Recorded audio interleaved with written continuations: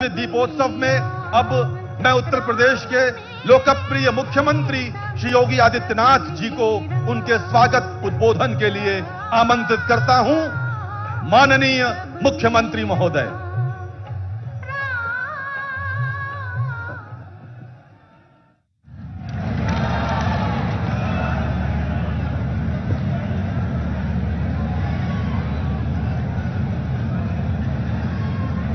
अवधपुरी प्रभु आवत जानी, भये सकल शोभा के खानी।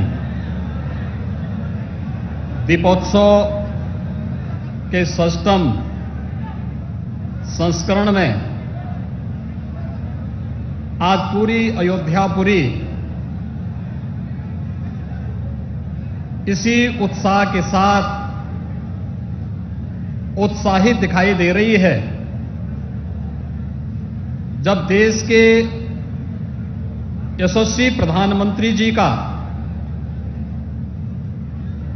मर्यादा पुरुषोत्तम भगवान श्री राम के इस पावन धाम पर आगमन का समाचार यहां के वासियों ने सुना, प्रदेशवासियों ने सुना है। और ये हम सब का सौभाग्य है कि कभी त्रेता युग में दीपावली का आयोजन अयोध्या वासियों ने मर्यादा पुरुषोत्तम भगवान श्री राम के 14 वर्ष के वनवास के उपरांत जिस उत्साह और उमंग के साथ आयोजित किया था और पूरे देश का एक महान पर्व दीपावली के रूप में वह प्रसिद्ध हुआ। आज आदरणीय प्रधानमंत्री जी के अयोध्या आगमन पर प्रभु श्री राम के अभी यहां पर अभिषेक के कार्यक्रम के साथ जुड़ने के इस आयोजन के साथ मैं अयोध्यापुरी की ओर से, उत्तर प्रदेश वासियों की ओर से आदरणीय प्रधानमंत्री जी का आज के इस आयोजन में हृदय से स्वागत करता हूं, अभिनंदन करता हूं।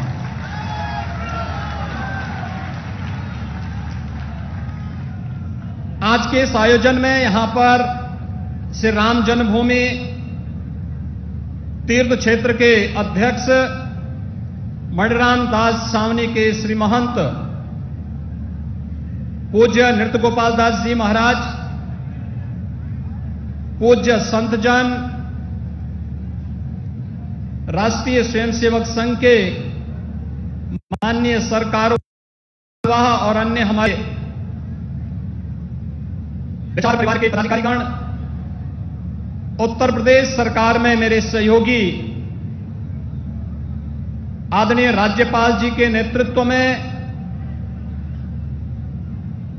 मेरे साथ दोनों उप मुख्यमंत्री श्री केशव प्रसाद मौर्य जी, श्री ब्रजेश पाठक जी, श्री स्वतंत्र देव सिंह जी, श्री जयवीर सिंह जी, प्रदेश अध्यक्ष चौधरी भूपेंद्र सिंह जी, पूर्व केंद्रीय मंत्री और प्रदेश के प्रभारी माननीय श्री राधा मोहन सिंह जी समेत मैं आप सभी गणमान्य अतिथियों का, पूज्य संतों का आज के इस आयोजन में हृदय से स्वागत करता हूं, अभिनंदन करता हूं। भाइयों बहनों, हम सब जानते हैं अयोध्या कुछ लोगों ने अपनी कुत्सित राजनीति के लिए वीरान बना दी थी, लेकिन जिस अयोध्या के बारे में मर्यादा पुरुषोत्तम भगवान श्री राम ने स्वयं इस बात को कहा हो कि जन्मभूमि मम पुरी सुहावनी, उत्तर दिशि बह सरजू पावनी, आखिर वह अयोध्या कैसे वीरान हो सकती थी। आज से 6 वर्ष पहले आदरणीय प्रधानमंत्री जी के मार्गदर्शन, उनकी प्रेरणा से अयोध्या का दीपोत्सव का कार्यक्रम प्रारंभ हुआ। पूज्य संतों का सानिध्य प्राप्त हुआ।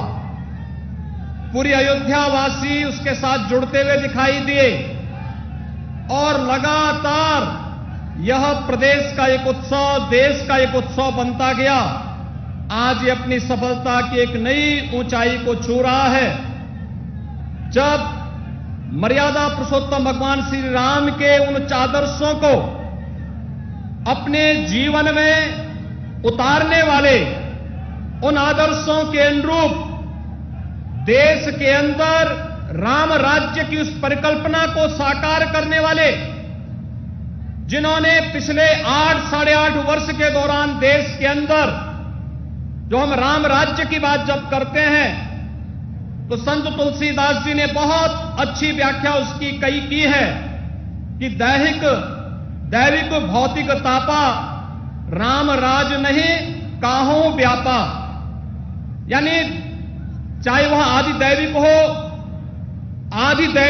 आदि भौतिक हो, आध्यात्मिक हो, किसी भी प्रकार के दुख के लिए जहां कोई जगह नहीं, वह राम राज्य की उस परिकल्पना को, जो एक धार्मिक राज्य न होकर के 135 करोड़ लोगों की भावनाओं का प्रतिनिधित्व करने वाला, भारत का एक भारत श्रेष्ठ भारत बनाने की परिकल्पना को साकार करने वाला भारत की वर्तमान व्यवस्था।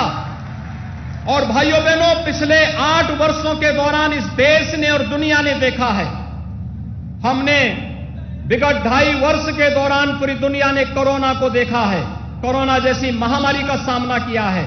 लेकिन कोरोना जैसी महामारी के बावजूद लोकतांत्रिक मूल्य और आदर्शों का पालन करते हुए भारत की 135 करोड़ लोगों को अपने परिवार की तरह देखभाल करने वाले, फ्री में टेस्ट, फ्री में वैक्सीन, फ्री में उपचार और 80 करोड़ गरीबों को फ्री में राशन देने की व्यवस्था आदरणीय प्रधानमंत्री जी ने लगातार 2.5 वर्ष से पूरे देशवासियों को कर रहे हैं। बिना भेदभाव के कर रहे हैं, बिना भेदभाव के। हर गरीब के घर में शौचालय का बन जाना, बिना भेदभाव के हर गरीब के सिर को ढकने के लिए छत देकर के प्रधानमंत्री आवास की योजना को उपलब्ध करा देना, बिना भेदभाव के हर गरीब के घर तक विद्युत की लाइन पहुंचा करके उन्हें प्रधानमंत्री सौभाग्य योजना में फ्री में विद्युत के कनेक्शन उपलब्ध करवाने का कार्य हो, या फिर हर गरीब को आयुष्मान बनने के लिए फ्री में 5 लाख रुपए की स्वास्थ्य बीमा का कवर देने का कार्य हो। आपने देखा होगा, कल ही 10 लाख युवाओं को नौकरी देने के लिए प्रधानमंत्री जी ने मिशन रोजगार के तहत 1 वर्ष के अंदर 10 लाख नौजवानों को नौकरी देने के एक नए कार्यक्रम को आगे बढ़ाया। और इससे पहले 10 लाख नौजवानों को अग्निवीर के रूप में देश की सेनाओं में सम्मानजनक स्थान पर भर्ती होने की प्रक्रिया को जोड़ने की कार्रवाई रही हो। ये सभी राम राज्य की इस परिकल्पना को साकार करता है।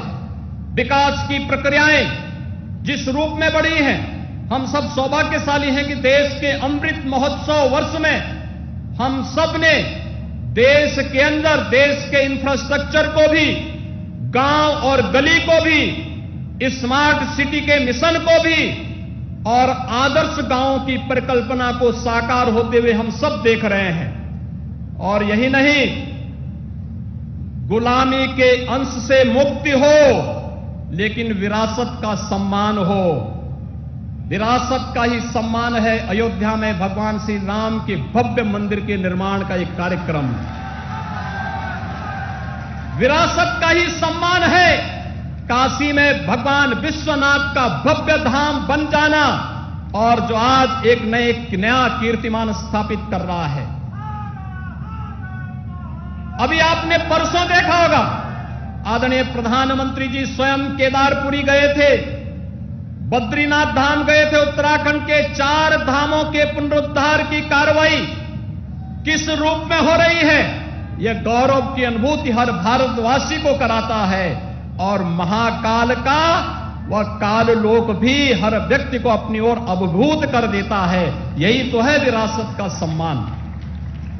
योग की परंपरा को वैश्विक मंच पर स्थान देना हो, या फिर प्रयागराज कुंभ के माध्यम से दुनिया के सबसे बड़े आयोजन को एक नई ऊंचाइयों तक पहुंचाने का अयोध्या का यह दीपोत्सव का एक कार्यक्रम उसी विरासत को सम्मान देने की कड़ी का आदरणीय प्रधानमंत्री जी की प्रेरणा से किए गए प्रयास का परिणाम है। आज उत्तर प्रदेश के अंदर विंध्यवासिनी धाम के पुनरुद्धार की कार्रवाई, वहां के कॉरिडोर के निर्माण का कार्य युद्ध स्तर पर चल रहा है। रामायण सर्किट का कार्य हो या कृष्णा सर्किट का कार्य, मथुरा वृंदावन के विकास को एक नया आयाम देने की कार्रवाई चल रही हो, या फिर बौद्ध परिपथ का कार्य हो, या फिर इस देश के शक्तिपीठों के पुनरुद्धार का कार्य, यह युद्ध स्तर पर देश के अंदर चल करके एक और गांव, गरीब, किसान, नौजवान, महिलाएं और समाज के प्रत्येक तबके को शासन की योजनाओं का लाभ देना, और उसी का परिणाम है कि आदरणीय प्रधानमंत्री जी जब देश के अंदर किसी भी कोने में जाते हैं, पूरब में हो या पश्चिम में, उत्तर में हो या दक्षिण में, पूरा भारत एक साथ एक स्वर से उनके नेतृत्व में बोलता हुआ दिखाई देता है, डोलता हुआ दिखाई देता है, चलता हुआ दिखाई देता है। और यही नए भारत के, श्रेष्ठ भारत के, एक भारत श्रेष्ठ भारत के शिल्पकार आदरणीय प्रधानमंत्री जी का आगमन आज अयोध्या धाम में दीपोत्सव के इस कार्यक्रम में हुआ है। यहां पर प्रभु श्री राम के अभिषेक के साथ आदरणीय प्रधानमंत्री जी का जुड़ना पूरे भारतवासियों को अभिभूत कर रहा है। हर व्यक्ति जानता है कि आज अयोध्या में श्री राम जन्मभूमि पर 500 वर्षों के इंतजार के बाद भगवान श्री राम के भव्य मंदिर के कार्यक्रम को आगे बढ़ाने के लिए जिस संकल्प की आवश्यकता थी, वह संकल्प आज साकार हुआ है। उनकी दृढ़ इच्छा शक्ति और सबको, समाज के सबको जोड़ने की एक, यानी सबका साथ और सबके विकास की भावना का प्रतिनिधित्व करता है, जो प्रभु राम के आदर्शों के अनुरूप भारत को विकास की नई ऊंचाइयों तक पहुंचाने का कार्य कर रहा है। और आज आदरणीय प्रधानमंत्री जी का आगमन स्वयं इस कार्यक्रम में यहां पर हुआ है। मैं बड़े सम्मान के साथ आदरणीय प्रधानमंत्री जी को सादर आमंत्रित करता हूं कि आदरणीय प्रधानमंत्री जी कृपया मंच पर आकर के अपने कर कमलों से भगवान श्री राम का अभिषेक करने की कृपा करें, और इस कार्यक्रम के साथ फिर हम लोग फिर दीपोत्सव के कार्यक्रम के जुड़ेंगे। आदरणीय प्रधानमंत्री जी। स्वस्ति न इंद्रो वृद्धतमः स्वस्ति नः पूषा विश्ववेदाः स्वस्ति नस्तार्क्ष्यो अरिष्टनेमिः स्वस्ति नो बृहस्पतिर्दधातु बृहस्पतिर्मरुतः प्रसन्नमातरः शोभं जावानो भेदते भुजगया अग्निर्यामनवः सूर्यचक्षुषो विश्वेनो देवाय वसाग। श्री राम श्री राम श्री रामचंद्र कृपालु भजमन हरण भव भयदारुणं श्री रामचंद्र कृपालु भजमन हरण भव भयदारुणं नव कंज लोचन कंज मुख करो हेलो पद कंजारुणं श्री राम। अब मैं अनुरोध करूंगा माननीय मुख्यमंत्री महोदय से अनुरोध करूंगा कृपया माननीय प्रधानमंत्री महोदय का स्मृति चिन्ह देकर स्वागत करें। उप मुख्यमंत्री द्वय एवं माननीय मुख्यमंत्री महोदय राम दरबार माननीय मुख्यमंत्री महोदय, माननीय प्रधानमंत्री महोदय को अयोध्या वासियों की ओर से भेंट कर रहे हैं। ये स्मृति चिन्ह आज दीपोत्सव के अवसर करतल ध्वनि के साथ स्वागत करें अयोध्या। ये राम दरबार भेंट हो रहा है। माननीय प्रधानमंत्री महोदय को धन्यवाद। मुख्यमंत्री महोदय, अयोध्या वासियों, अब करतल ध्वनि के साथ स्वागत करिए माननीय प्रधानमंत्री महोदय के शुभ एवं राममय उद्बोधन का इन शब्दों के साथ। सुबह का नहीं है जो, वो शाम का नहीं, जो राम का नहीं, वो किसी काम का नहीं। जय श्री राम।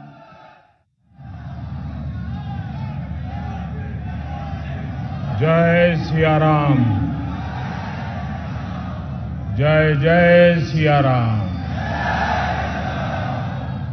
कार्यक्रम में उपस्थित उत्तर प्रदेश की राज्यपाल श्रीमती आनंदीबेन पटेल, यहां के लोकप्रिय कर्मयोगी मुख्यमंत्री योगी आदित्यनाथ जी, सभी पूज्य संतगण, उपस्थित अन्य सभी प्रबुद्धजन, श्रद्धालुगण, देवी और सज्जनों, श्री राम लला के दर्शन और उसके बाद राजा राम का अभिषेक, ये सौभाग्य राम जी की कृपा से ही मिलता है।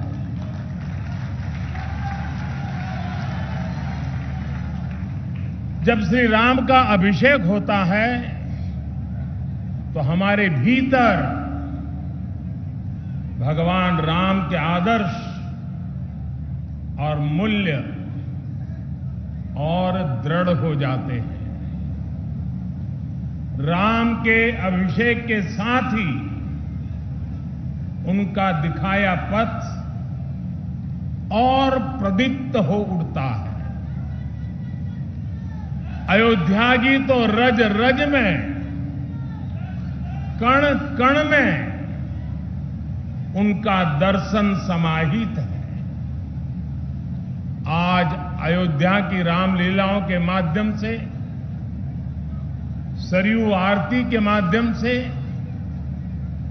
दीपोत्सव के माध्यम से और रामायण पर शोध और अनुसंधान के माध्यम से ये दर्शन पूरे विश्व में प्रसारित हो रहा है। मुझे खुशी है कि अयोध्या के लोग, पूरे उत्तर प्रदेश और देश के लोग इस प्रवाह का हिस्सा बन रहे हैं। देश में जन कल्याण की धारा को गति दे रहे हैं। मैं इस अवसर पर आपको, देशवासियों को और विश्व भर में फैले हुए राम भक्तों को भी हार्दिक बधाई देता हूं।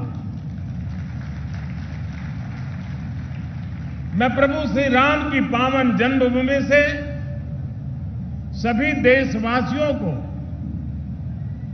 आज छोटी दीपावली के पर्व पर कल के दीपावली की भी हार्दिक शुभकामनाएं देता हूं। साथियों, इस बार दीपावली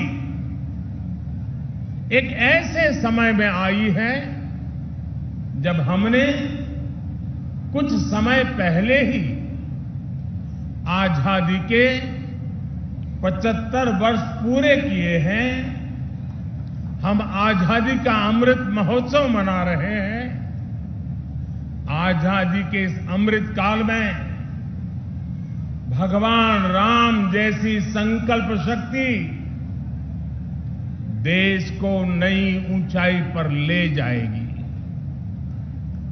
भगवान राम ने अपने वचन में, अपने विचारों में, अपने शासन में, अपने प्रशासन में जिन मूल्यों को घड़ा,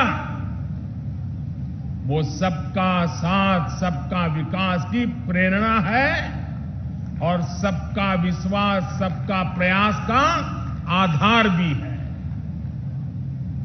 अगले 25 वर्षों में विकसित भारत की आकांक्षा लिए आगे बढ़ रहे हम हिंदुस्तानियों के लिए श्री राम के आदर्श उस प्रकाश स्तंभ की तरह हैं जो हमें कठिन से कठिन लक्ष्यों को हासिल करने का हौसला देंगे। साथियों, इस बार लाल किले से मैंने सभी देशवासियों से पंच प्राणों को आत्मसात करने का आह्वान किया है।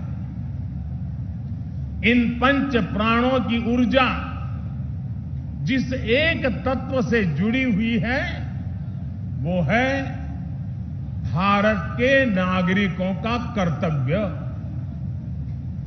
आज अयोध्या नगरी में दीपोत्सव के इस पावन अवसर पर हमें अपने इस संकल्प को दोहराना है, श्री राम से जितना सीख सके सीखना है।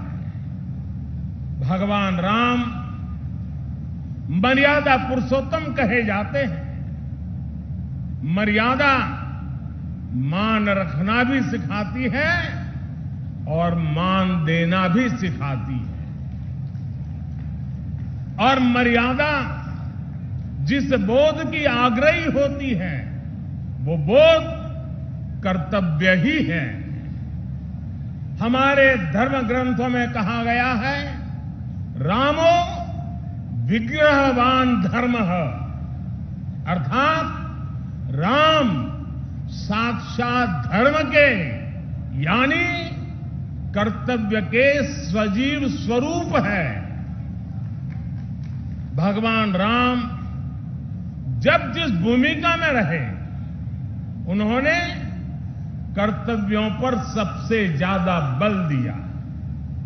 वो जब राजकुमार थे तो ऋषियों की, उनके आश्रमों और गुरुकुलों की सुरक्षा का कर्तव्य निभाया। राज्याभिषेक के समय श्री राम ने एक आज्ञाकारी बेटे का कर्तव्य निभाया। उन्होंने पिता और परिवार के वचनों को प्राथमिकता देते हुए राज्य के त्याग को, वन जाने को अपना कर्तव्य समझ करके स्वीकार किया। वो वन में होते हैं तो वनवासियों को गले लगाते हैं, आश्रमों में जाते हैं तो मां सबरी का आशीर्वाद लेते हैं।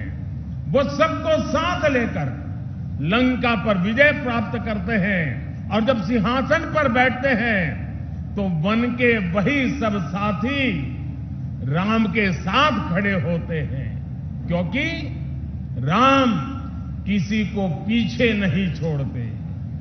राम कर्तव्य भावना से मुख नहीं मोड़ते। इसलिए राम भारत की उस भावना के प्रतीक है जो मानती है कि हमारे अधिकार हमारे कर्तव्यों से स्वयं सिद्ध हो जाते हैं। इसलिए हमें कर्तव्यों के प्रति समर्पित होने की जरूरत है। और संयोग देखिए, हमारे संविधान की जिस मूल प्रति पर भगवान राम, मां सीता और लक्ष्मण जी का चित्र अंकित है, संविधान का वो पृष्ठ भी मौलिक अधिकारों की बात करता है। यानी एक और हमारे संविधान अधिकारों की गारंटी, तो साथ ही प्रभु राम के रूप में कर्तव्यों का शाश्वत सांस्कृतिक बोध। इसलिए हम जितना कर्तव्यों के संकल्प को मजबूत करेंगे, राम जैसे राज्य की संकल्पना उतनी ही साकार होती जाएगी। साथियों, आजादी के अमृत काल में देश ने अपनी विरासत पर गर्व और गुलामी की मानसिकता से मुक्ति का आह्वान किया है। ये प्रेरणा भी हमें प्रभु राम से मिलती है। उन्होंने कहा था, जननी जन्मभूमिश्च स्वर्गादपि गरीयसी, यानी वो स्वर्णमयी लंका के सामने भी हीन भावना में नहीं आए, बल्कि उन्होंने कहा कि मां और मातृभूमि स्वर्ग से भी बढ़कर के है। इसी आत्मविश्वास के साथ जब वो अयोध्या में लौट कर आते हैं, तब अयोध्या के बारे में कहा जाता है, नवग्रह निकर अनिक बनाई, जनु धे अमरावती आई, यानी अयोध्या की तुलना स्वर्ग से की गई है।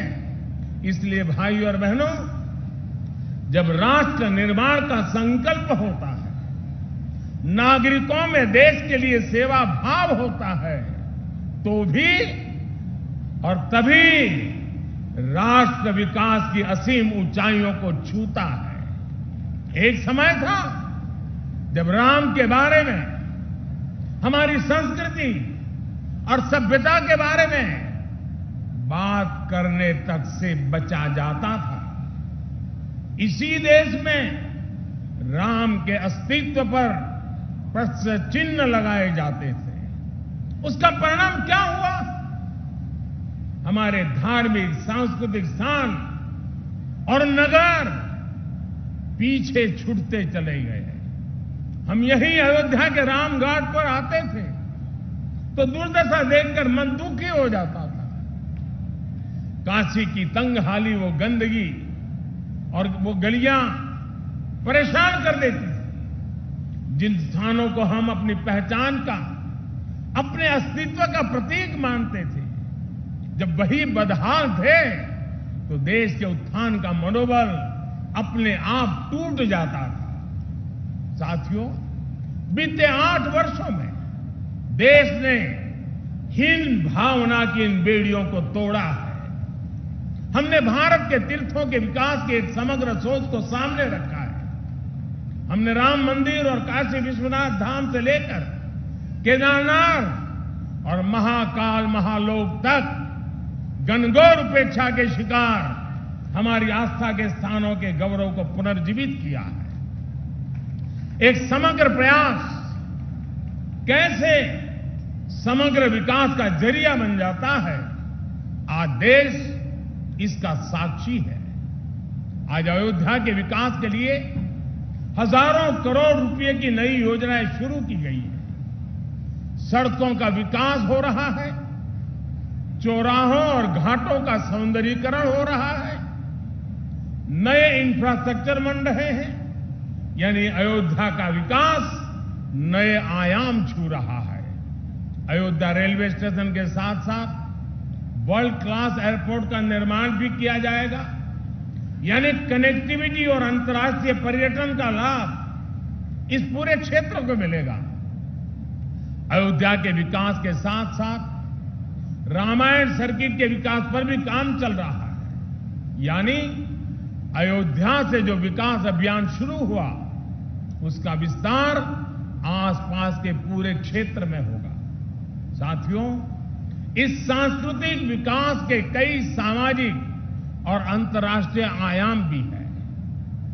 श्रृंगवेरपुर धाम में निषाद राजपार्क का निर्माण किया जा रहा है। यहां भगवान राम और निषाद राज की 51 फीट ऊंची कांच से प्रतिमा बनाई जा रही है।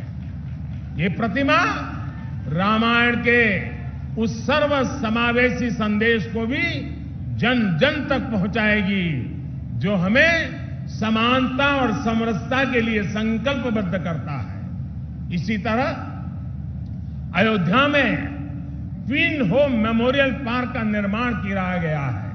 ये पार्क भारत और दक्षिण कोरिया अंतर्राष्ट्रीय संबंधों को प्रगाढ़ बनाने के लिए दोनों देशों के सांस्कृतिक रिश्तों को मजबूत करने का एक माध्यम बनेगा।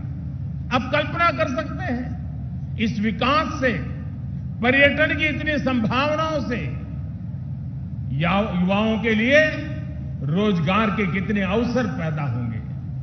सरकार ने जो रामायण एक्सप्रेस ट्रेन चलाई है वो स्पिरिचुअल टूरिज्म की दिशा में एक बेहतरीन शुरुआत है। आज देश में 4 धाम प्रोजेक्ट हो, बुद्ध सर्किट हो या प्रसाद योजना के तहत चल रहे विकास कार्य हो, हमारा यह सांस्कृतिक उत्कर्ष नए भारत के समग्र उत्थान का श्री गणेश है। साथियों, आज अयोध्या नगरी से मेरा पूरे देश के लोगों के लिए एक प्रार्थना भी है, एक नम्र निवेदन भी है। अयोध्या भारत की महान सांस्कृतिक विरासत का प्रतिबिंब है। राम अयोध्या के राजकुमार थे, लेकिन आराध्य वो पूरे देश के हैं। उनकी प्रेरणा, उनकी तप तपस्या, उनका दिखाया मार्ग हर देशवासी के लिए है। भगवान राम के आदर्शों पर चलना हम सभी भारतीयों का कर्तव्य है। उनके आदर्शों को हमें निरंतर जीना है, जीवन में उतारना है और इस आदर्श पथ पर चलते हुए अयोध्या वासियों पर दोहरा दायित्व है। आपकी डबल रिस्पॉन्सिबिलिटी है मेरे अयोध्या के भाइयों बहनों। वो दिन दूर नहीं जब विश्व भर से यहां आने वालों की संख्या अनेक गुना बढ़ जाएगी। जहां कण कण में राम व्याप्त हो, वहां का जन जन कैसा हो, वहां के लोगों का मन कैसा हो, ये भी उतना ही अहम है। जैसे राम जी ने सबको अपनापन दिया, वैसे ही अयोध्या वासियों को यहां आने वाले प्रत्येक व्यक्ति का स्वागत अपनत्व से करना है। अयोध्या की पहचान कर्तव्य नगरी के तौर पर भी बननी चाहिए। अयोध्या सबसे स्वच्छ नगरी हो, यहां के रास्ते चौड़े हो, सुंदरता अप्रतिम हो, इसके लिए योगी जी और उनकी सरकार दीर्घ दृष्टि के साथ अनेक प्रकल्पों को आगे बढ़ा रही है, प्रयास कर रही है। लेकिन इस प्रयास में अयोध्या के लोगों का साथ और बढ़ जाएगा तो अयोध्या जी की दिव्यता भी और निखर जाएगी। मैं चाहूंगा कि जब भी नागरिक मर्यादा की बात हो, नागरिक अनुशासन की बात हो, अयोध्या के लोगों का नाम सबसे आगे आए। मैं अयोध्या की पुण्य भूमि पर प्रभु श्री राम से यही कामना करता हूं कि देश के जन जन की कर्तव्य शक्ति से भारत का सामर्थ्य शिखर तक पहुंचे। नए भारत का हमारा स्वप्न मानवता के कल्याण का माध्यम बने। इसी कामना के साथ मैं अपनी बात समाप्त करता हूं। एक बार फिर सभी देशवासियों को दीपावली की बहुत बहुत बधाई देता हूं। आप सभी को बहुत बहुत धन्यवाद। बोलो सियावर रामचंद्र की, सियावर रामचंद्र की, सियावर रामचंद्र की। धन्यवाद जी। धन्यवाद माननीय प्रधानमंत्री महोदय, आपका बहुत बहुत धन्यवाद। दीपोत्सव के अवसर पर आप यहां पर पधारे और इसके पश्चात माननीय प्रधानमंत्री महोदय राम की पैड़ी की ओर प्रस्थान करेंगे। आप सभी अपने स्थान पर